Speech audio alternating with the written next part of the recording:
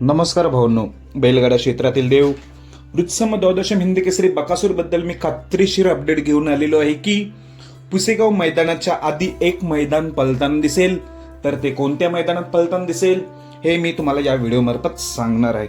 खरं तर मी मगाशी व्हिडिओ टाकले होते बिंदोडचा बादशाह मथुर आणि मथुरच्या दावणीतील सर्जा यांच्याबद्दल अपडेट दिली होती एका तासापूर्वी. ती अपडेट देखील खात्रीशीरच आहे, तुम्ही जाऊन बघू शकताय माझ्या चॅनलवर. ते मथुर आणि सर्जा यांची उद्या बिंदोड मैदानात ते दाखल होणार आहेत. रिडगर पनवेल त्याच्यामध्ये मी कमेंट वाचल्या, बरेच जण म्हणत होते की दादा बकासूरचं अपडेट दे, बकासूरचे अपडेट सांग. तर त्यांच्याच विनंतीला मान देऊन मी कॉल केले आणि आपल्याला अपडेट खात्रीशीर मिळालेली आहे तुमच्यामुळेच, ज्यांनी कमेंट केलं त्यांच्यामुळेच. त्यासाठीच मी अपडेट घेऊन आलोय.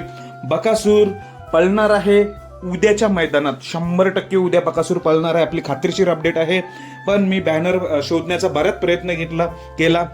एवढं म्हटलं ते फलटण साईडला कुठं मैदान आहे उद्या, फलटण साईडच्या मैदानात बकासूर 100% पळताना दिसेल. मी बॅनर शोधण्याचा प्रयत्न खूप केला पण बॅनर काय मला मिळालं नाही उद्याचा मैदानाचा. पण बकासूर 100% उद्या पळते एवढी खात्रीशीर अपडेट आहे. खरं तर आपल्याला कुठलं काही मैदान असो नाही, बकासूर फक्त पळताना बघायचं असं. महाराष्ट्रातील पूर्ण देशातील जगातील बकासूर प्रेमी आहेत, त्यांना फक्त बकासूरला पळताना बघायचं असतं. त्यामुळे उद्या बकासूर आपल्याला पळताना दिसेल यातच सर्वांना समाधान आहे. मैदान कोणतंही असो.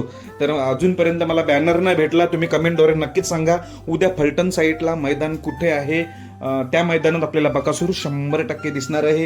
हीच होती आपली खात्रीशीर अपडेट. आणि मथुर बद्दल देखील मी खात्रीशीरच अपडेट दिलेली आहे, एक तासापूर्वी तुम्ही त्या व्हिडिओवर जाऊन बघू शकताय. तर भावांनो, कशी वाटली अपडेट आपली बकासूर बद्दल? धन्यवाद भावांनो.